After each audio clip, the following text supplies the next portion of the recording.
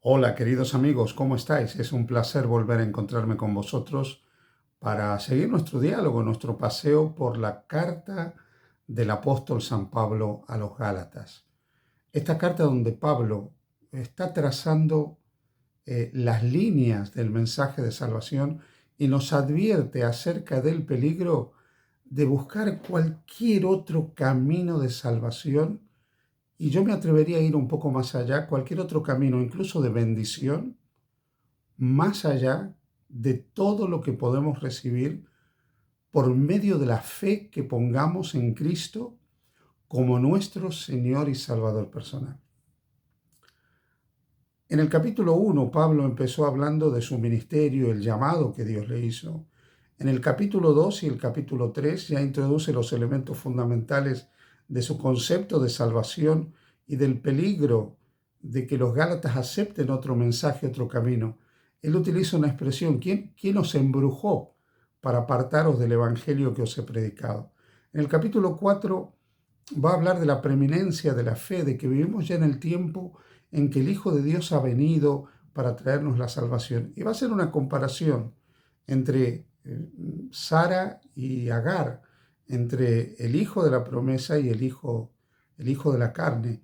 Y va a hablar del monte Sinaí, que representa a Agar, y el monte Sión, que representaría a Sara, para mostrar la diferencia entre el hijo de la promesa y el hijo según la carne. Uno trae la esclavitud del concepto de salvación por obras, de salvarse por lo que uno quiere lograr, y otro nos habla de una salvación como resultado de las promesas de Dios en Jesucristo. El capítulo 5 empieza con un énfasis muy marcado para recordarnos otra vez el peligro de querer, a través de lo que nosotros hacemos, encontrar el camino de salvación. Estad pues firmes en la libertad con que Cristo os hizo libres, y no estéis otra vez sujetos al yugo de esclavitud. He aquí yo, Pablo, os digo que si os circuncidáis, de nada os aprovecha Cristo. Otra vez testifico a todo hombre que se circuncida que está obligado a guardar toda la ley. Querido amigo, querida amiga, hermana, el texto que viene a continuación es categórico. Dice: de Cristo os desligasteis los que por la ley os justificáis, de la gracia habéis caído. Sabéis, muchas veces hay personas que se han acercado a mí para decirme cuál es el pecado contra el Espíritu Santo. ¿Cómo se pierde la salvación? Pues Gálatas 5:4 nos lo define claramente. Nos dice cómo podemos caer de la gracia.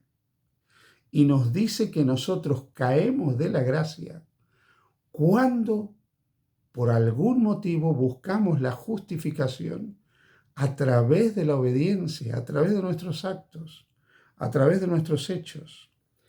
De la gracia habéis caído los que por la ley os justificáis. Amigo, querida amiga, este texto de Pablo, esta expresión de Pablo es muy clara. Hemos sido llamados a vivir en libertad en Cristo. Por eso dice: estad pues firmes en la libertad con que Cristo os hizo libres. Jesús dijo: conoceréis la verdad y seréis libres. La verdad es Él. Él es el camino, Él es la verdad, Él es la vida. Cuando nosotros conocemos a Jesús, cuando nosotros comprendemos, sabemos y aceptamos que Él vino a vivir la vida del hombre en la carne humana, que vino a satisfacer todas las demandas de la voluntad del Padre, que en una expresión del amor inmenso del Padre estuvo dispuesto a vaciar su existencia completamente hasta la muerte, no como un castigo de Dios sobre él, porque él no tenía pecado, sino como la mayor expresión del amor del Padre por la humanidad. Romanos 5:8 nos dice: mirad cuál amor nos ha dado el Padre para que seamos llamados hijos de Dios, Dice Primera de Juan, 3:1, pero Romanos 5:8 nos dice que Dios muestra su amor para con nosotros en que siendo aún pecadores, Cristo murió por nosotros. Dios ha mostrado su amor en hacernos sus hijos y nos ha mostrado su amor en que a pesar de que somos pecadores, Cristo dio su vida por nosotros para que podamos entender el amor de Dios, para que podamos aceptar el amor de Dios. Juan 3:16, de tal manera amó Dios al mundo que dio a su Hijo. En Cristo el pecado recibe el castigo necesario. No es Cristo el castigado, es el pecado que Él carga, la culpabilidad que Él carga.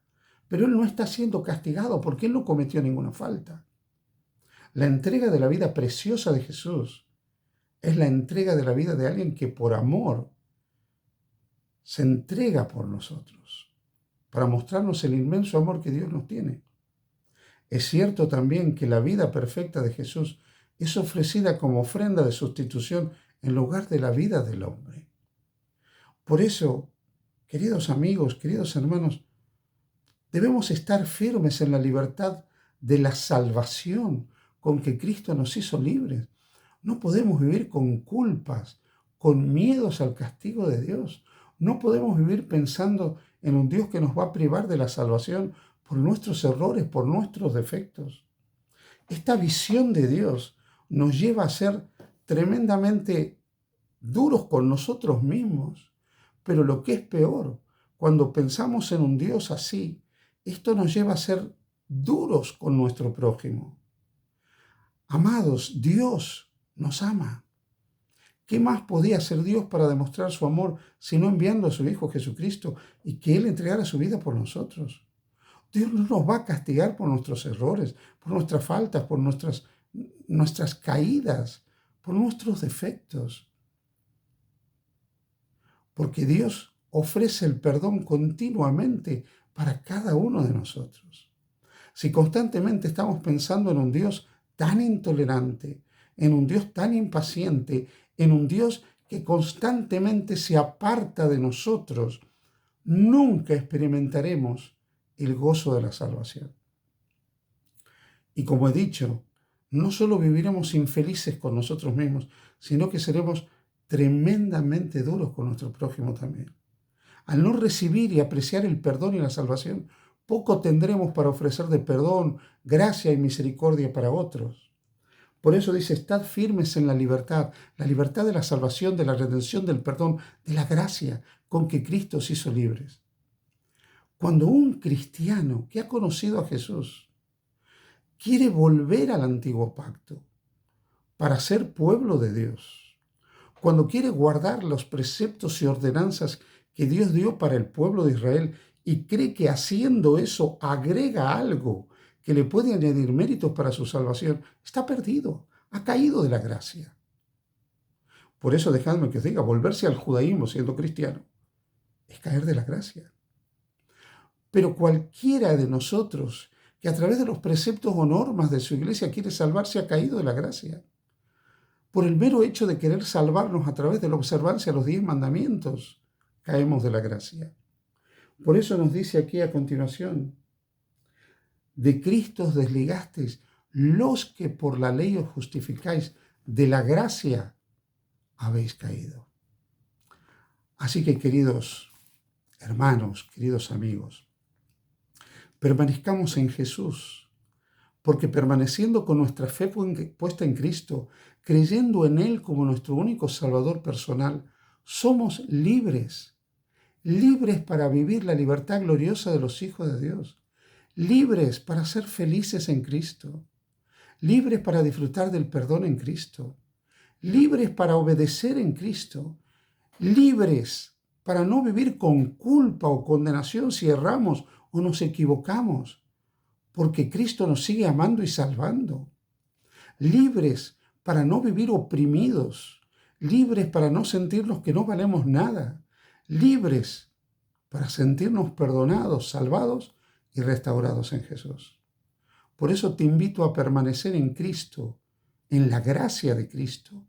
No pierdas la gracia de Cristo buscando salvarte a través de cualquier obra de cualquier acto, de cualquier hecho, y mucho menos siendo creyente cristiano ya, volviéndote a las prácticas del antiguo pacto.